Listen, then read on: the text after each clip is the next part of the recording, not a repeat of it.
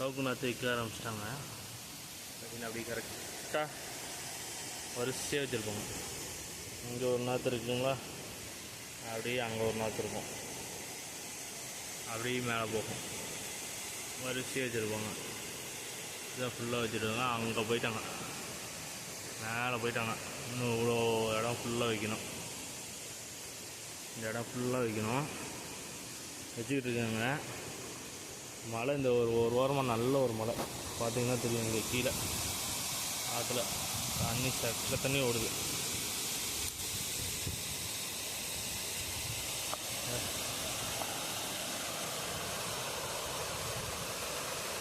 நல்ல நல்ல மழை,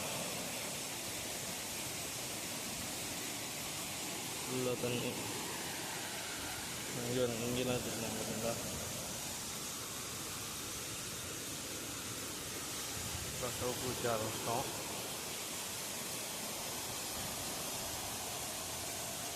இந்த மாதிரி பார்டரில் வச்சிட்டோம்னா இது வந்து ஃபால்ஸ் மாதிரி இருக்கும். இந்த இடம் நல்லா தண்ணி ஃபுல்லாக இருக்கும்.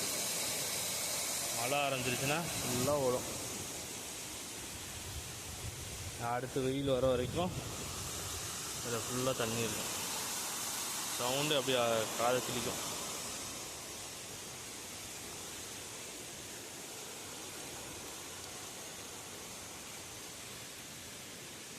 அல்ல பார்த்துங்க, இங்கே ஒரு நாற்று வச்சுருக்காங்க. அப்படியே வரிசை, ஏன்னா பாறை இருக்கிறனால அப்படியே அந்த பாறை இடுக்கில் சைட்லெலாம் வச்சுட்டு அப்படியே போவோம். ஃபுல்லாக நாற்று வச்சுக்கிட்டு இருக்கு.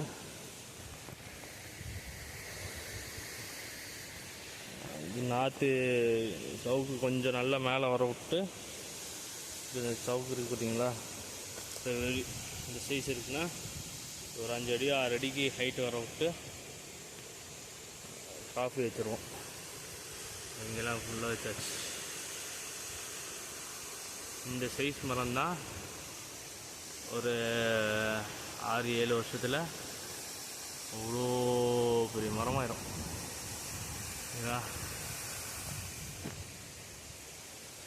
ஃபுல் சைஸ் காட்டணும்னா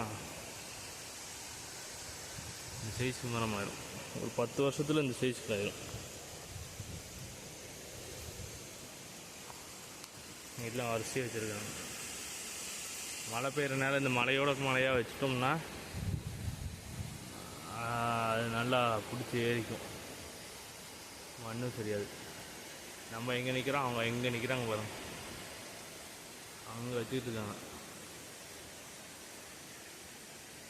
ஃபுல்லாக இன்னும் அவ்வளோ தூரம் வைக்கணும், ஏரியா ஃபுல்லாக வைக்கணும்.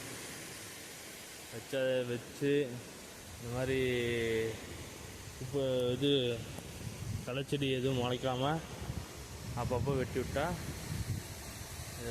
இது சவுக்கு நல்லா மேலே ஏறிக்கும். மேலே ஏறிச்சுன்னா நம்மளுக்கு இந்த களை தொல்லை இருக்காது. அப்புறம் காஃபி வச்சிட்டோம்னா காஃபி ஒரு பக்கம் அடைச்சிப்போம், சவுக்கு ஒரு பக்கம் அடைச்சிப்போம். அப்போ வந்து இந்த மாதிரி செடிகள் வந்து வராது, மாதிரி களைச்செடி வராது. புல் வரும், நிறையா புல் வரும், ஏகப்பட்ட புல் வரும்.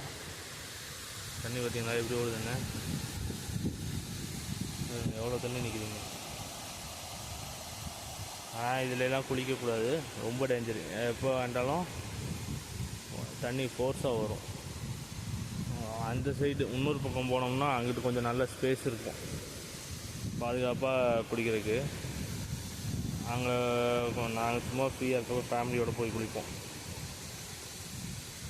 இந்த இடத்துலலாம் இப்போ இங்கேருந்து எவ்வளோ பள்ளமாக இருக்கும், சரியான பள்ளம் அது. இதெல்லாம் இறங்கியே போக முடியாது, ஃபுல்லாக தண்ணி நிற்கிது. இப்போ பேய ஆரம்பிச்சிருக்குல்ல, இப்போலேருந்து அடுத்த சம்மர் வரைக்கும் இந்த தண்ணி ஓடிக்கிட்டே இருக்கும்.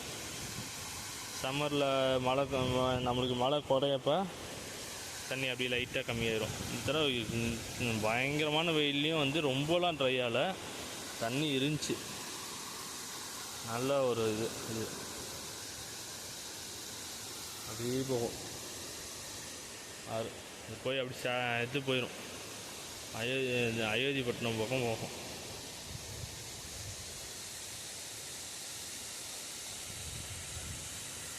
அவங்க அங்கே போயிட்டாங்க.